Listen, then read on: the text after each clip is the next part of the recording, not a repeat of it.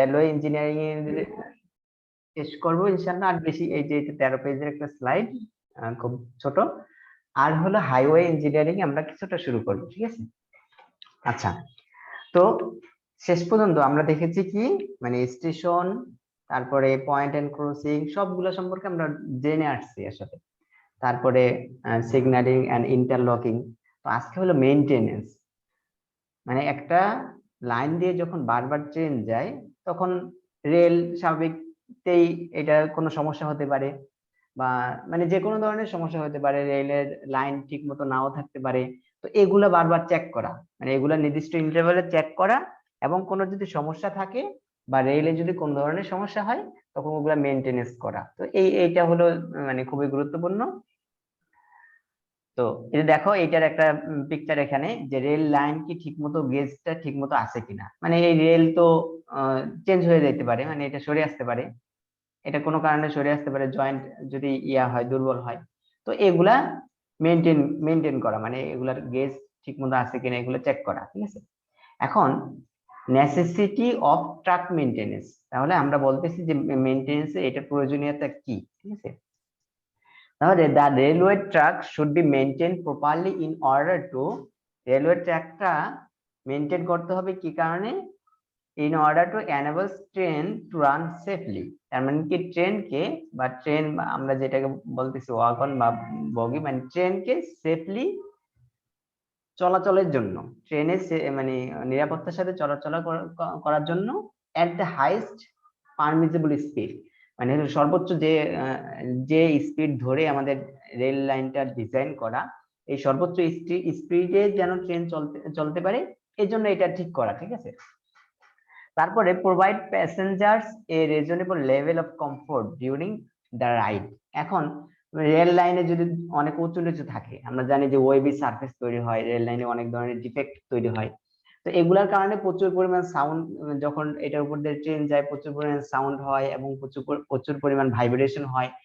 এই ধরনের সাউন্ড এবং ভাইব্রেশন যদি হয়, তাহলে যারা প্যাসেঞ্জার আছে তাদের কাছে মানে রাইডটা কমফোর্টেবল হবে না। তার মানে এই ধরনের সমস্যাগুলো দূর করার মাধ্যমে আমরা প্যাসেঞ্জারের কমফোর্টেবল, মানে প্যাসেঞ্জার যখন চলাচল করবে তার কমফোর্টেবল যাতে হয়, এই জন্য আমরা মানে মেনটেনেন্স করব, ঠিক আছে? Track maintenance becomes a necessity due to following reason. এখানে আরো কিছু কারণ বলে আছে। আচ্ছা, due to constant movement of heavy and highway speed. এখন এই মেনটেনেন্সটা কেন প্রয়োজন হয়, যেটা বলছিলাম, যে সব সময় যেহেতু একটা মানে রেল লাইনের উপর দিয়ে খুব অনেক বেশি পরিমাণ ওয়েটেড এবং অনেক বেশি স্পিডের ট্রেন চলে, যার ফলে এই স্লিপার যেগুলো আমরা ব্যবহার করতেছি, স্লিপার, রেলস, জয়েন্ট, এগুলা সমস্যা হইতে পারে, তাই না? তাহলে এখানে কি কি হইতে পারে, যে মানে heavy and high speed train চলাচলের কারণে দ্য প্যাকিং আন্ডার দ্য স্লিপারের নিচে আমরা জানি ব্লাস্ট থাকে। তো এই ব্লাস্ট গুলা সরে যেতে পারে, তাই না? তো ব্লাস্ট, স্লিপারের নিচে ব্লাস্ট যদি সরে যায়, তাহলে কি হবে? স্লিপার নিচের দিকে চলে যাবে, নিচে চলে গেলে রেল ওইখানে উঁচু নিচু হয়ে যাবে। আচ্ছা, তো sleeper becomes loose and track geometry gets disturb, ঠিক আছে? এটার কারণে আমাদের মেইনটেনেন্স প্রয়োজন হয়। The gauge alignment and longitudinal as well as cross level. মানে এখানে যে গেজ বলতে কি, দুইটা লাইনের মধ্যবর্তী ডিস্টেন্স। অ্যালাইনমেন্ট হলো যে লাইনটা একেবারে সোজা থাকবা, মানে লাইনের ডিরেকশন, এবং লঙ্গিচুডিনাল আর একটা ক্রস, ঠিক আছে? তো এটা ধরো মানে রেল লাইন, এই ডিরেকশন বরাবর এটাকে বলা হয় লঙ্গিচুডাল ডিরেকশন, মানে এই বরাবর এই ডিরেকশনটা লঙ্গিচুডাল ডিরেকশন, আর এই বরাবর এটা হলো ক্রস ডিরেকশন, ঠিক আছে? তো এই লঙ্গিচুডাল ডিরেকশন এবং ক্রস ডিরেকশন সব দিক থেকে, এবং এটার গেজ, এটা মানে যে মধ্যবর্তী যে ডিসটেন্সটা, এবং এটা অ্যালাইনমেন্ট যদি এরকম হয় যে এটা লাইন ছিল এরকম, কিন্তু আস্তে আস্তে যে কোনো জায়গা দিয়ে বাঁকা হয়ে যায়, ঠিক আছে? তো এগুলা যাতে প্রপারলি ঠিক থাকে, যার ফলে আমাদের মেইনটেনেন্সটা করতে হবে, ঠিক আছে? তারপরে due to variations and impact, due to vibrations and impact of high speed train. তার মানে যখন হাই স্পিড ট্রেন চলে তখন ইম্প্যাক্ট লোড কাজ করবে, বা যখন ব্রেক করবে তখন ইম্প্যাক্ট লোড কাজ করবে। ইম্প্যাক্ট বলতে সাডেন লোড কাজ করা, ঠিক আছে? আর ভাইব্রেশনের কারণেও, যখন ট্রেন চলবে তখন ভাইব্রেশন হবে। এটার কারণে কি কি হইতে পারে? এটার কারণে হইতে পারে the fittings of the track come under, আচ্ছা আনডান, তার মানে এই যে ফিটিংস এন্ড ফ্যাস্টেনিং, মানে ফ্যাস্টেনিং যেগুলো আমরা ব্যবহার করতেছিলাম, বোল্ট, তারপরে কি আরো অনেকগুলা বিষয় আমরা পড়ে আসছি, তো এইগুলা লুজ হয়ে যাইতে পারে, ঠিক আছে। তারপরে there is heavy wear and tear of the track and is its component. আমরা ওয়্যার এন্ড টিয়ার সম্পর্কে জানি যে লুজ হয়ে যাওয়া, মানে ঢিলে ডালা হয়ে যাওয়া বা উপরে ওয়েবি সারফেস তৈরি করা, ঠিক আছে। তো এগুলার কারণে যখন ভাইব্রেশন এবং ইমপ্যাক্ট লোড যখন রেলের উপর পড়বে তখন এই ধরনের ঘটনাগুলো ঘটতে পারে, যার ফলে আমাদের মেনটেনেন্স করা প্রয়োজন হবে। আমরা কিন্তু এখনো দেখতেছি যে necessity of the track maintenance, এটা খুবই ইম্পর্টেন্ট যে ট্রাক মেনটেনেন্স কেন প্রয়োজন হয়। The track and its components gets worn out. তো ওয়ার্ন আউট কি, আমরা জানি যে একটা রেলের যে পাশে মানে দুইটা রেল এসে জয়েন্ট হচ্ছে, তো এই জয়েন্টের জায়গায়, জয়েন্টের সাইডে যদি নিচের থেকে যে সাপোর্ট আছে, এই সাপোর্ট যদি দূর হয়ে যায়, মানে সরে যায়, তখন ওই রেলটা কি বাঁকা হয়ে যায়। তো এরকম যদি বাঁকা হয়ে যায় তখন ওদিক দিয়ে যাওয়ার সময় রেলের মানে ডিরেলমেন্ট হওয়ার সম্ভাবনা থাকে, মানে হলো যে যেই রেলটা যাচ্ছে এটা সরে যাওয়ার বা পড়ে যাওয়ার সম্ভাবনা থাকে। তো এই বিষয়গুলো যাতে মানে ঠিক মতো থাকে, এগুলো মেনটেন করা বা এগুলোর জন্য আমাদের মেনটেনেন্সটা প্রয়োজন হয়। তো এটার কারণে results of Wuthering effect of rain, আচ্ছা বৃষ্টির কারণে বা অনেক সূর্যের কারণে, সূর্যের আলোর কারণে কিরকম হইতে পারে, যে একটা রেল লাইন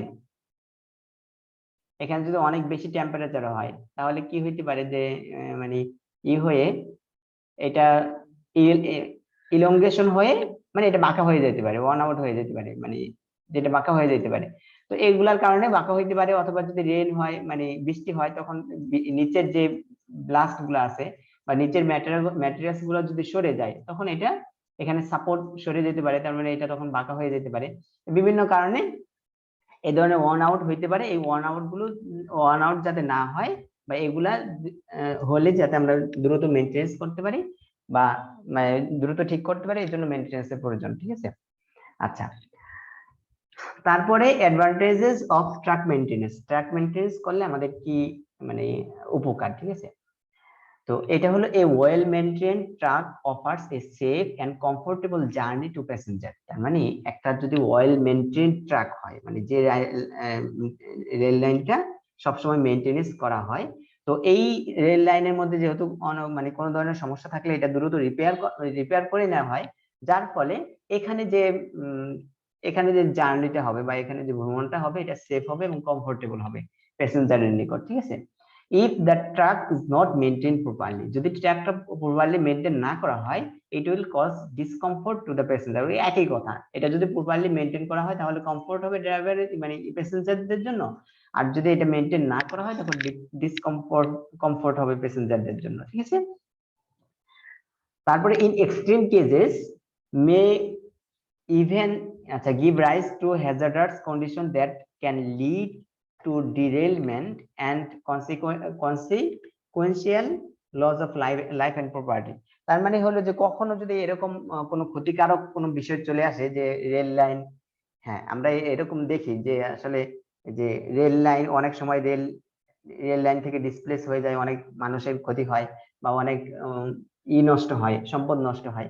তো এই কারণে কি কারণে হয়, দেখা গেল যে দেখা যায় যে রেল যে পজিশনে থাকার কথা ছিল এটা দূরে চলে গেল, ঠিক আছে। তো এইটার যখন ট্রাক আসতেছে বা ট্রেন আসতেছে তখন ওইটা যদি খেয়াল না করা হয় যে এদিক দিয়ে যাওয়া যাবে না, তো এটা যদি প্রপারলি মেনটেন না করা হয় তাহলে ডিরেলমেন্ট হওয়ার সম্ভাবনা থাকে, যার ফলে অনেক জীবন এবং সম্পদ নষ্ট হওয়ার সম্ভাবনা থাকে, ঠিক আছে। তো এটা থেকে আমরা যদি মেনটেনেন্সটা নিয়মিত করি তাহলে এই জিনিসটা থেকে আমরা মুক্ত থাকতে পারবো। তারপর ট্রাক মেনটেনেন্স ইনশিওরস দ্যাট সাচ, আচ্ছা, সিচুয়েশন ডোন্ট অ্যারাইজ। তার মানে যেটা বললাম যে এই যে ডিরেলমেন্ট বা একটা রেল লাইন যে অ্যাক্সিডেন্ট হওয়া, তো ট্রাক মেনটেনেন্স এটা যদি আমরা নিয়মিত করি তাহলে এটা এই ধরনের অ্যাক্সিডেন্ট গুলা থেকে রক্ষা করবে বা এই ধরনের অ্যাক্সিডেন্ট মানে না হওয়া থেকে রক্ষা করবে, আচ্ছা হওয়া থেকে রক্ষা করবে, ঠিক আছে। তারপরে আবার অ্যাডভান্টেজ অফ ট্রাক মেইনটেনেন্স, ওইটাই কন্টিনিউয়াস চলতেছে। টু চেঞ্জ, আচ্ছা, that change or derailment and accident আর কনসিডারেবলি রিডিউস। ওই একই কথা, তার মানে মেইনটেনেন্স যদি প্রপারলি করা হয় তখন অ্যাক্সিডেন্ট খুব কম হবে। the delicate goods can be conveniently and safely carried in the train। তার মানে যে ট্রেনের মাধ্যমে যে আমরা সম্পদগুলো বা গুডস জিনিসপত্রগুলো নিয়ে যাব এগুলো খুব মানে ইজিলি এবং খুব সেফলি নিরাপত্তার সাথে আমরা নিতে পারবো। The high speed of the train can be maintain. ঠিক আছে, তার মানে যে মেনটেনেন্স ট্র্যাক লাইনটা যদি ট্রেন লাইনটা যদি মেনটেনেন্স ঠিক মতো করা হয় তখন যে সর্বোচ্চ স্পিডে ডিজাইন করা এই স্পিডটা মানে ট্রেন করতে পারবে ট্রেন। ঠিক আছে, এখন যদি তোমার রেল লাইনে খুব আজে বাজে থাকে উঁচু নিচু থাকে তখন তো আর হাই স্পিডে চলতে পারবে না, তাই না?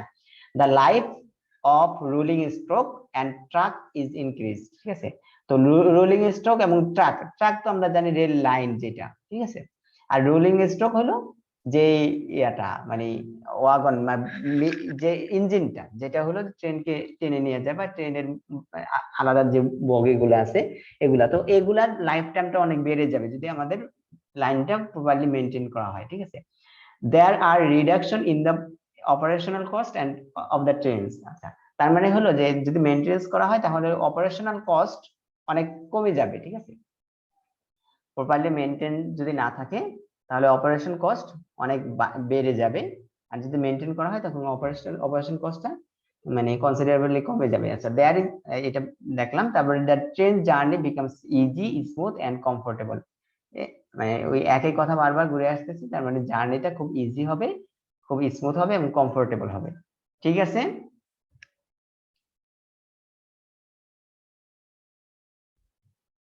হ্যাঁ তোমরা বুঝতে পারতেছো তো? তো এটা হলো অ্যাডভান্টেজ জি থিওরি। স্যার, বুঝতে পারছি। তারপরে এখানে আবার অ্যাডভান্টেজ অফ ট্রাক মেইনটেনেন্স আরো কিছু আছে। Small maintenance job done at the appropriate time success.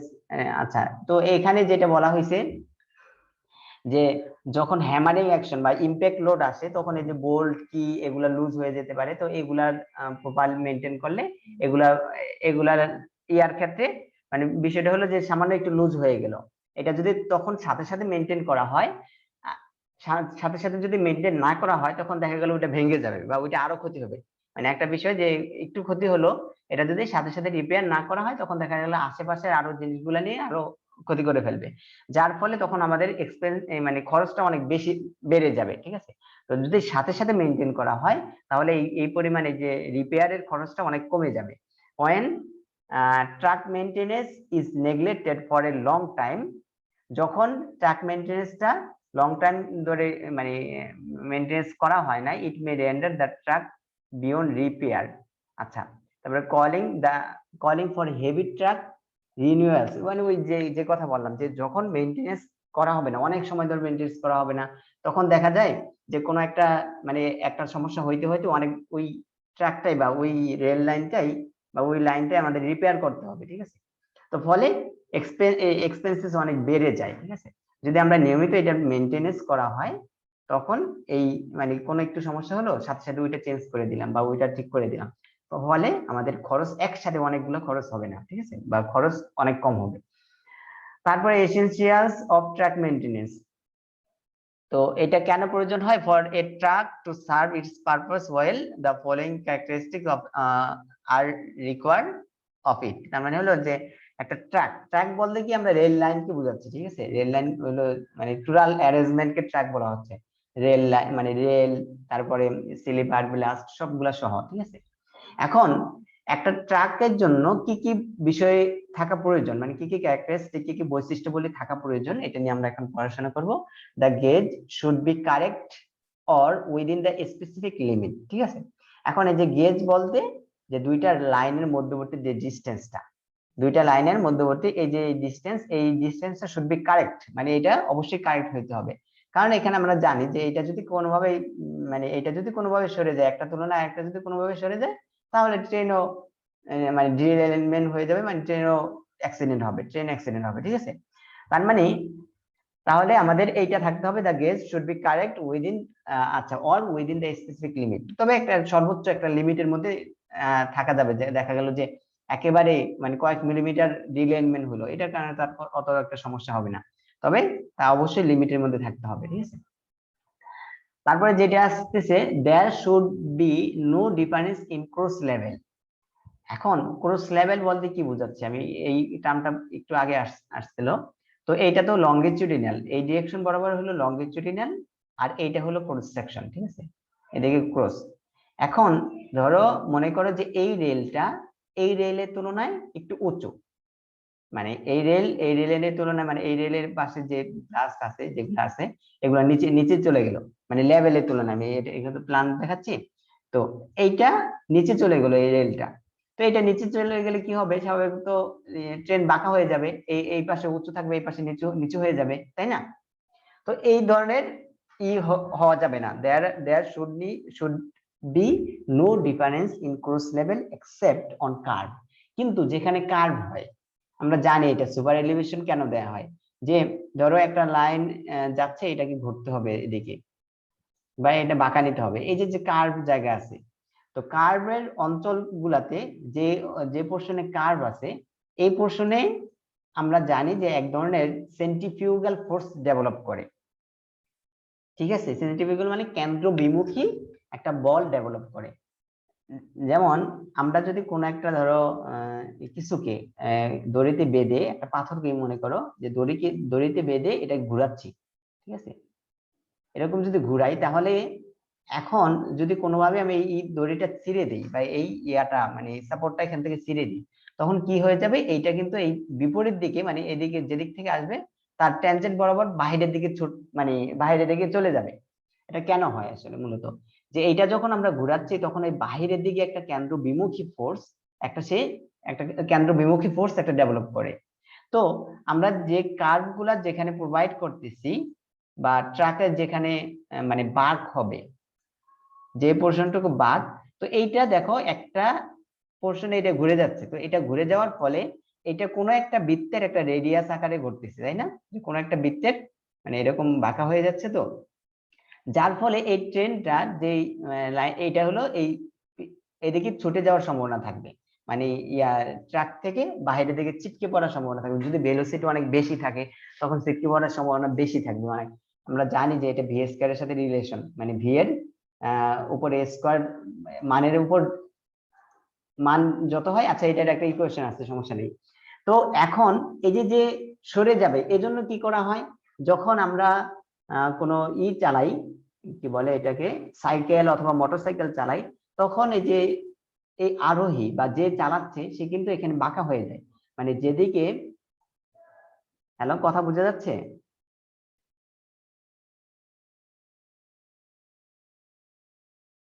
Response করো, কথা বোঝা যাচ্ছে কি? স্যার কথা বোঝা যাচ্ছে স্যার। ঠিক আছে। তো যখন এই এরকম কার পথে দিয়ে কোনো সাইকেল অথবা মোটরসাইকেল যায়, তখন এটা কি, এই সাইকেল অথবা মোটরসাইকেল আরোহী বাঁকা হয়ে যেতে হয়, ঠিক আছে, সোজা হয়ে কিন্তু সে যেতে পারে না। যদি সোজা হয়ে যেতে চায়, তখন কিন্তু এদিকে ছিটকে পড়বে। আচ্ছা,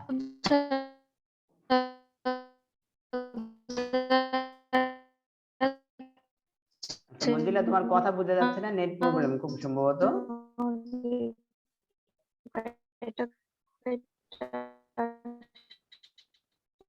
আচ্ছা, তো এটা বাহিরের দিকে তখন ছিটকে পড়ে, কিন্তু যেগুলা বাস বা ট্রাক বা যে ট্রেন, তো ট্রেন তো স্বাভাবিক অবস্থায় এরকম বাঁকা হইতে পারবে না। তো তখন কি করা হয়, এই বাহিরের যে পোর্শনটা আছে, এই বাহিরের যে রেলটা, এই রেলটা উঁচু করে দেওয়া হয়, মানে এইটার তুলনায় এইটা লেভেলে উঁচু করে দেওয়া হয়। যদি উঁচু করে দেওয়া হয়, তাহলে স্বাভাবিক তো এই ট্রেনটা এদিকে একটু হেলে পড়বে।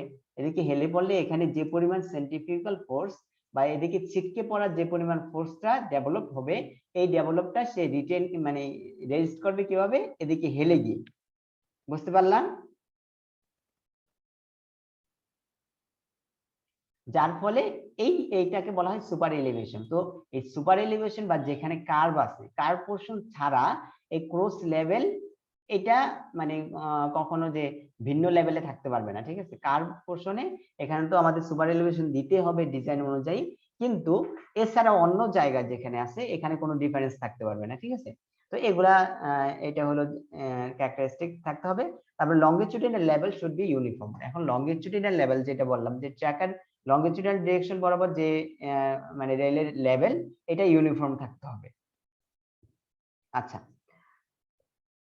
তারপরে দেখো the alignment should be straight, তার মানে অ্যালাইনমেন্টে স্ট্রেট থাকতে হবে। The ballast should be adequate and sleeper should be well packed, তার মানে ব্লাস্টটা এডিকুয়েট হইতে হবে, মানে পর্যাপ্ত পরিমাণ হইতে হবে। ব্লাস্ট মানে কি, ওই যে পাথরের টুকরা যেগুলো ব্যবহার করা হয় স্লিপারের নিচে, যে এটা হলো যে লোড গুলা ক্যারি করে, ওইটা লোড গুলো আর কি ডিস্ট্রিবিউট করে দেয় মানে ফার্দার অনেক লঙ্গার এরিয়াতে।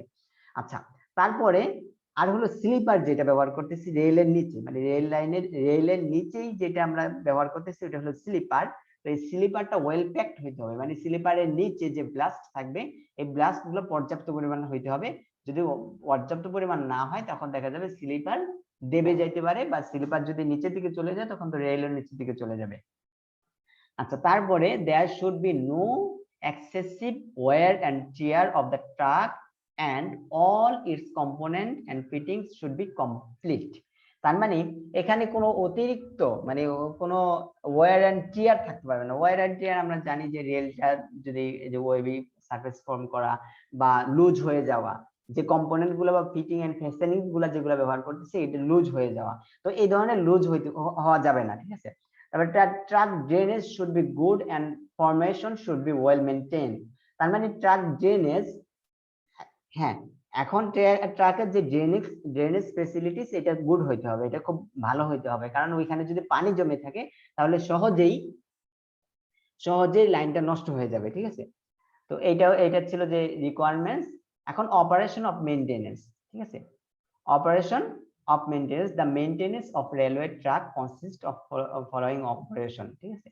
এখন এই মানে রেলওয়ে মেইনটেনেন্স মানে কোন কোন কাজের মানে কি কি কাজ করবে, এই যে আমরা দেখে আসলাম যে লাইনগুলা ঠিক মতো ঠিক আছে কিনা, অ্যালাইনমেন্ট ঠিক মতো ঠিক আছে কিনা, সবগুলা বোল্ট এবং ফেস্টেনিং ঠিক আছে কিনা এগুলা চেক করা। তো এগুলাই মূলত যে থ্রু প্যাকিং, তো এটা কয়েকটা মাধ্যমে করা হয়, যে থ্রু প্যাকিং সিস্টেমেটিক ওভারহাউলিং, তারপরে আচ্ছা পিকিং আপ স্ল্যাগস, ঠিক আছে, এই নামগুলো একটু মনে রাখলেই হবে।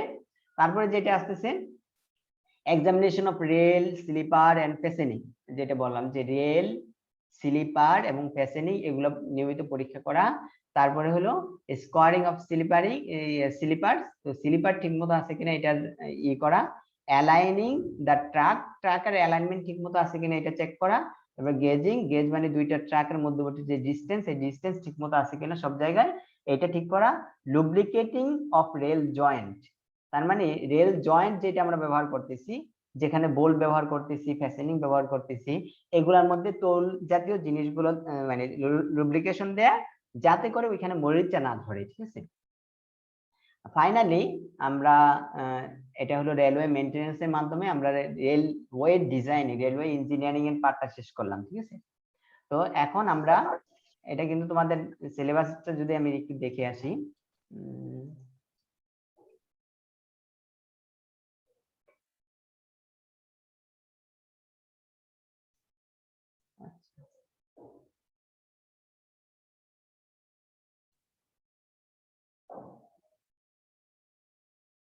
তো এখানে স্ট্রাকচার অ্যানালাইসিস এন্ড ডিজাইন কত জানো এটা আচ্ছা ট্রান্সপোর্টেশন ইঞ্জিনিয়ারিং 2, তো আমরা যেটা শেষ করলাম এটা হলো যে রেলওয়েজ থেকে। তো এখানে general requirements, alignment, permanent way, station and yard, signalling point and crossing, maintenance. Ultimately আমরা মেইনটেনেন্স দা রেলওয়ে যে এই পার্ট শেষ করছি। এখনো কিন্তু আমাদের এই যে হাইওয়ে পার্টটা বিশাল একটা পার্ট বাকি আছে, ঠিক আছে। তো আজকে আমরা হাইওয়ের কিছু অংশ দেখার চেষ্টা করব। আচ্ছা ঠিক আছে, তোমরা কি বুঝতে পারতেছো, এই কথা বোঝা যাচ্ছে? জি স্যার, বোঝা যাচ্ছে স্যার। আচ্ছা, তো হাইওয়ে, জি স্যার। আচ্ছা ঠিক আছে, তো হাইওয়ে আমরা পার্টটা শুরু করব যে এটার একেবারে বেসিক কিছু বিষয় থেকে শুরু করি। যে রোড কি? Road is a structural track constructed to facilitate the movement of the person of goods from one place to another place by any sort of vehicle, মানে যে কোনো ভেহিকলের মাধ্যমে এক জায়গা থেকে অন্য জায়গায় মুভমেন্ট করার জন্য যে ট্রাক ব্যবহার করা হয়। মানে এই যে ট্রাক বলতে কি, ওইখানেও আমরা রেল লাইনেও আমরা কিন্তু ট্রাক কথাটা বারবার আসছে, ট্রাক বলতে এই যে ওয়ে মানে পার্মানেন্ট ওয়ে যেটা এখানে রোড হইতে পারে অথবা রেল হইতে পারে, মানে যেটা দিয়ে ভেহিকল গুলো চলবে, ঠিক আছে। তো এক জায়গা থেকে আরেক জায়গায় মুভমেন্ট করার জন্য, পার্সন অথবা গুডের মুভমেন্ট করার জন্য যে ট্রাক ব্যবহার করা হয় বা যে ট্রাক কনস্ট্রাক্ট করা হয় এটাকে আমাদের রোড বলা হচ্ছে। আর স্ট্রিট তো জানো যে অনেক ক্ষেত্রে রোডকে স্ট্রিটও বলা হয়। এটা কখন, যখন রোডের দুই পাশে, বিশেষ করে টাউনে, যখন রোডের দুই পাশে বিভিন্ন ধরনের বিল্ডিং থাকবে। যেমন street is a road within the town, বিশেষ করে এটা টাউনে ইউজ করা হয়, which has defined by the building constructed along one or both on its side।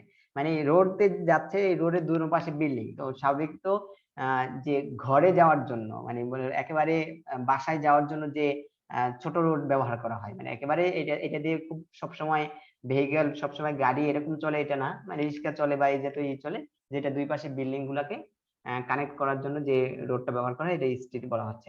তারপরে highway, highway is a roadway or of standard with, তার মানে হাইওয়েটা এটা একটা মিনিমাম একটা স্ট্যান্ডার্ড উইথ থাকতে হবে, ঠিক আছে।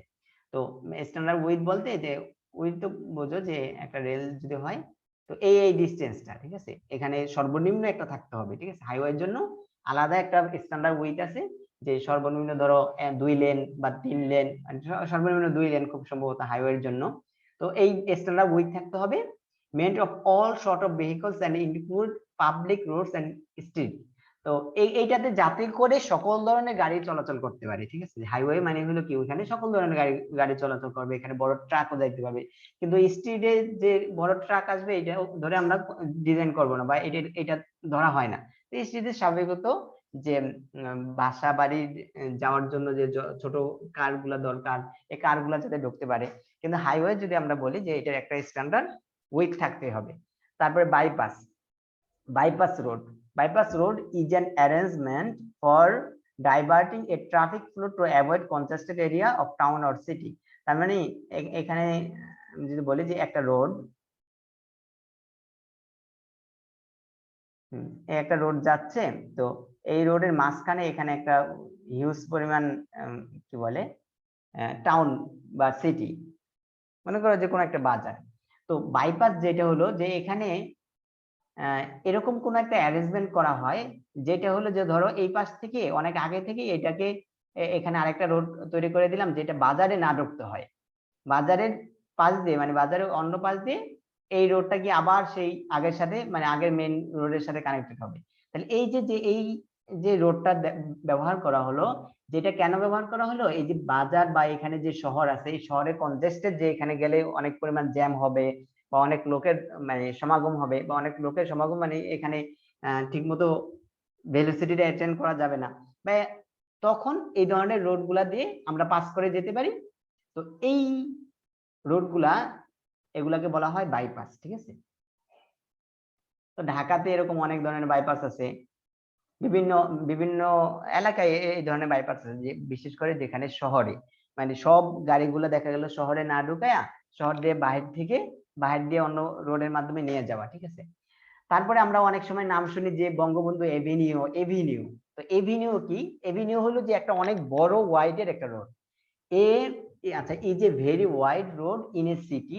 স্বাভাবিকত কোন একটা সিটিতে একটা খুব বড় মানে প্রস্থের একটা রোড থাকে, with trees on either side and use as professional roads. তার মানে হলো যে প্রসেশনাল রোডস, তার মানে এই এভিনিউটা হলো যে অনেক বড় একটা রোড, মানে যেটা হলো যে দুই পাশে মানে স্বাভাবিক তো বলা হচ্ছে দুই পাশে গাছ থাকবে।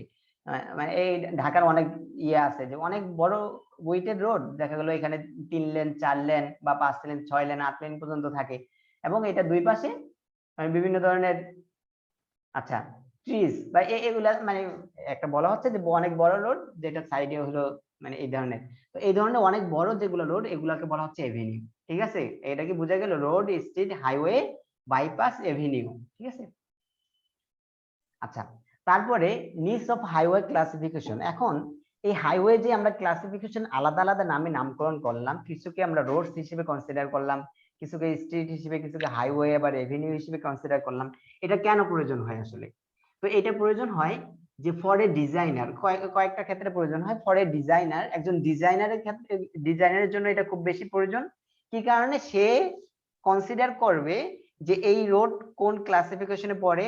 যদি এটা হাইওয়ে হয় তাহলে হাইওয়ের যে ডিজাইন কোড আছে, যে এখানে স্ট্যান্ডার্ড কি পরিমাণ গাড়ি আসবে, কি পরিমাণ উইডথ দিতে হবে, বা কি পেভমেন্টের থিকনেস কতটুকু হবে, এইটা করার জন্য, ঠিক করার জন্য ডিজাইনারের প্রয়োজন হয় তার আগে ক্লাসিফিকেশনটা জানা। পরে designer it enables him to relate the geometric and structural design standard. তার মানে হলো ভিন্ন ভিন্ন রোডের জন্য ডিজাইন স্ট্যান্ডার্ড ভিন্ন ভিন্ন হবে, তাই না? তা হাইওয়ের জন্য এক ধরনের হবে, তারপরে এভিনিউর জন্য ভিন্ন ধরনের হবে, যেখানে অনেক বেশি ট্রাক আসবে বা যেখানে ন্যাশনাল হাইওয়ে, এটার জন্য ভিন্ন হবে। যার ফলে এই ক্লাসিফিকেশনটা ইঞ্জিনিয়ারের জন্য জানা প্রয়োজন। For a planner this provide a basis for long term planning. তো প্ল্যানারের জন্য, প্ল্যানারের কাজটা হলো কি, যে ধরো এই আমাদের এই অঞ্চলে বা যে অঞ্চলের জন্য একটা রোড কনস্ট্রাকশন করা হবে, এখানে 80 বছর পর বা 50 বছর পর 100 বছর পর কি পরিমাণ লোকজন আসবে এখানে, বা কি পরিমাণ কনজেস্টেড হবে, কি পরিমাণ ভেহিকলস এটার মধ্যে দিয়ে চলবে, ঠিক আছে? তো এই প্ল্যান করে তাকে কিন্তু ওই ওই মানে রোডটা ডিজাইন করতে হয়। তো এজন্য হলো তাকে মানে এই প্ল্যানের উপর বেসিস করে যে হাইওয়ে ক্লাসিফিকেশনটা তার জন্য প্রয়োজন, মানে এই যে রোড কোনটা হাইওয়ে হবে বা এই ক্লাসিফিকেশনটা তার প্রয়োজন। অলসো ইট সার্ভস ভেরিয়াস অ্যাডমিনিস্ট্রেটিভ নিডস। তার মানে এটা বিভিন্ন ধরনের অ্যাডমিনিস্ট্রেটিভ, যেটা হলো প্রশাসনিক, এই কাজেও অনেক মানে এটা অনেক প্রয়োজনেও এটা ব্যবহার করা হয়। এটা কোনটা দেখলাম, এটা নিডস অফ হাইওয়ে ক্লাসিফিকেশন, এটা কিন্তু খুব ইম্পর্টেন্ট, পরীক্ষায় আসতে পারে যে হাইওয়ে ক্লাসিফিকেশন যে আমরা করি বিভিন্ন ক্ষেত্রে, যে এটার কেন প্রয়োজন হয়, ঠিক আছে, এটা প্রয়োজনীয়তা কি। তারপরে যেটা আসতেছে two broad categories of road. তাহলে রোডের দুইটা ব্রড ক্যাটাগরি, একটা হলো আরবান রোড আর একটা নন আরবান রোড। আরবান রোড আমরা জানি যেটা শহর বা শহরতলিতে যে ধরনের রোড গুলা ব্যবহার করা হয়, এটা হলো আরবান রোড। আর নন আরবান যেটা যে গ্রাম অঞ্চলে, তো গ্রাম অঞ্চলে যে পরিমাণ মানে আরবান ছাড়া অন্য অঞ্চলে যে পরিমাণ মানে যে রোড গুলা ব্যবহার করা হয়, এটা নন আরবান হিসেবে বলা হচ্ছে, ঠিক আছে। তারপরে বেসড অন কনস্ট্রাকশন ম্যাটেরিয়ালস, তো কনস্ট্রাকশন ম্যাটেরিয়ালস এর উপর ডিপেন্ড করে রোডকে বিভিন্ন ভাগে ভাগ করা যায়, ঠিক আছে। তো different type of road are discussed below. তাই কনস্ট্রাকশন ম্যাটেরিয়ালস এর উপর ভিত্তি করে বিভিন্ন ধরনের রোডকে আমরা এখন ডিফাইন করব। এক নম্বরে হলো আর্থ রোড, ঠিক আছে, আর্থ রোড। তো আমরা দেখি যে আমাদের এই অঞ্চলে অনেক মাটির রাস্তা আছে না, কাঁচা রাস্তা। তো এইটার ক্ষেত্রে টপ সয়েল, উপরে থাকবে মাটি, উপরে মাটি উইথ 50% মানে 15% ক্লে, 15% ক্লে সহ উপরে মাটি থাকবে। মানে ক্লে বলতে তোমার এখানে যদি শুধুমাত্র বালি হয় তাহলে তো ওইখানে হাঁটা যাবে না, তাই না? তো স্বাভাবিকত যে মাটির রাস্তাগুলো হয় এগুলাতে কেলের পরিমাণ কমপক্ষে 15% থাকতে হবে, ঠিক আছে। আবার একেবারে বেশি হয়ে গেলে কিন্তু মাটি হয়ে যাবে বা কাদা হয়ে যাবে, তখনও কিন্তু হাঁটাচলা করা যাবে না। তো টপ সয়েল যেটাতে 50% কেলে থাকতে হবে, of the embankment is compacted adequately with proper camber. এখন ক্যাম্বার জিনিসটা কি? তো ক্যাম্বার জিনিসটা হলো ক্রপ স্লোপ, মানে ক্রস স্লোপ, একটা একটা রাস্তা, মনে করো মাটির রাস্তা। তো এইটা যদি খেয়াল করে দেখো যে মাঝখানের যে পোর্শনটুকু, মাঝখানে পোর্শনটুকু একটু উঁচু থাকে আর এই দুই সাইডে একটু নিচু থাকে, ঠিক আছে। মানে মাঝখানে উঁচু থাকে আর দুই সাইডে কি থাকে, নিচু থাকে। কি কারণে? যদি এখানে বৃষ্টির পানি আসে, যখন বৃষ্টি আসে তখন পানিগুলো যাতে দুই সাইডে গিয়ে সরে যায়, মানে রাস্তার উপর জমে না থাকে, ঠিক আছে। এজন্য মাঝখানে উঁচু রাখা হয়। তো এই যে মাঝখানে যে উঁচু রাখা হয় এটাকে বলা হয় ক্যাম্পার। আমি যদি এটাকে তোমার ক্রস সেকশন আঁকার চেষ্টা করি, তাহলে ধরো একটা রাস্তা এরকম, এই রাস্তাটা এখানে মাঝখানে উঁচু দেওয়া হয়, দুই পাশে নিচু দেওয়া হয়। তো এই যে যে ইয়াটা মাঝখানে যতটুকু উঁচু দেওয়া হয় এটা হলো ক্যাম্পার। তো এখন যে আর্থ রোড যেগুলো আমরা বলতেছি, যে মাটির রাস্তা যেগুলা, এগুলো হলো উপরে সয়েল থাকবে, উপরে মানে 50% ক্লে সয়েল থাকবে, এবং আচ্ছা, এবং কম্প্যাক্টেড, ভালোভাবে কম্প্যাক্টেড থাকতে হবে, ঠিক আছে। কম্প্যাক্টেড মানে কি, কম্প্যাকশন মানে কি, মানে ডেনসিটি বাড়ানো, তাই না?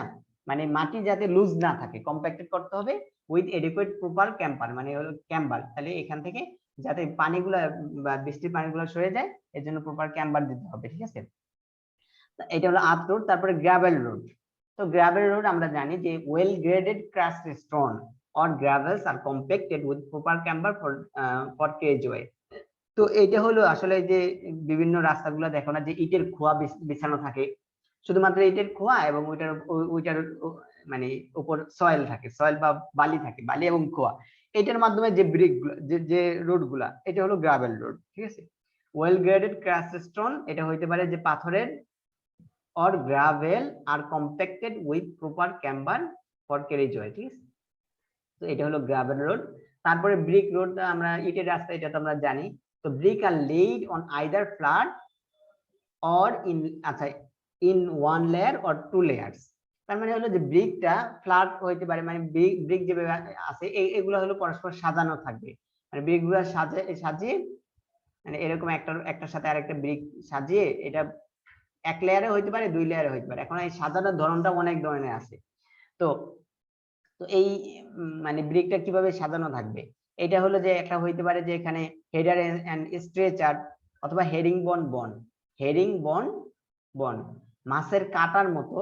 এই যে রাস্তাতে স্বাভাবিক এটাই দেওয়া হয়, যে মূলত বলি যে, আচ্ছা এখানে বাঁকা আঁকানো যাবে না। আচ্ছা, তো রাস্তা যেদিক দিয়ে যাচ্ছে হেরিং বন্ড, এটা হয়তো বা তোমরা ইয়াতে পড়ে আসছো। আচ্ছা, দেখবা যে ইয়াগুলা এরকম বাঁকা করে ইটগুলা বিছানো হয়, ঠিক আছে। এরকম একটার পর একটা সারিবদ্ধভাবে ইটগুলা বিছানো হয়, মানে বিশেষ করে রাস্তার ক্ষেত্রে, মানে ইটের রাস্তার ক্ষেত্রে। তো এই ধরনের বন্ড যেগুলো আছে বা এই ধরনের অ্যারেঞ্জমেন্ট, এগুলাকে হেরিং বন্ড বলা হয়, ঠিক আছে। বুঝতে পারলাম? তো ইটের রাস্তা যেটা হলো brick are laid either flat in one layer, এক লেয়ারে হইতে পারে, অথবা two layer on edge on a, আচ্ছা, prepared subgrade or subbase with sand, আচ্ছা, cushion. The pattern of arrangement of brick, এখন ব্রিকটা কিভাবে সাজানো থাকবে, এটা হইতে পারে header and stretcher on herring বন্ডের মাধ্যমে, এটা বন্ড যেভাবে সাজানো থাকে এইভাবে মূলত আসলে ব্রিকটা সাজানো থাকতে পারে, ঠিক আছে। তারপরে হলো stabilised soil road, stabilised road, strength of poor soils are improved by soil stabilization technique to support wheel loads। এখন যেই সয়েলটা পোর মানে খুব স্ট্রেংথ কম, তাহলে এই ধরনের সয়েল তো আর হেভি যখন এখানে হুইল আসবে বা হেভি যখন গাড়ি আসবে তখন তার এটা মানে ঠিক থাকবে না। তো এইটা ঠিক রাখার জন্য সয়েলকে স্টেবিলাইজেশন, বিভিন্ন স্টেবিলাইজেশন টেকনিকের মাধ্যমে এটা ইমপ্রুভ করা হয়, মানে সয়েলের স্ট্রেংথ আছে বা সয়েল যাতে বেশি পরিমাণ লোড নিতে পারে এটা ইমপ্রুভ করা হয়। এই ধরনের স্ট্রাকচার গুলো, এই ধরনের রোড গুলাকে স্টেবিলাইজড রোড বলা হয়। তো এই যে আমরা স্বাভাবিকত যেগুলা পেভমেন্ট দেখি, ফ্লেক্সিবল পেভমেন্ট, তারপরে রিজিড পেভমেন্ট, এই যে যতগুলো আমরা রোড দেখতেছি এগুলা কিন্তু যে সয়েল মানে হুইল লোডটা সম্পূর্ণভাবে নিতে ক্যারি করতে পারতেছে না, যার কারণে সয়েলের স্ট্রেংথটা বাড়ানো হয়, ঠিক আছে। না এখন এই যে আমি যে বললাম ফ্লেক্সিবল পেভমেন্ট বা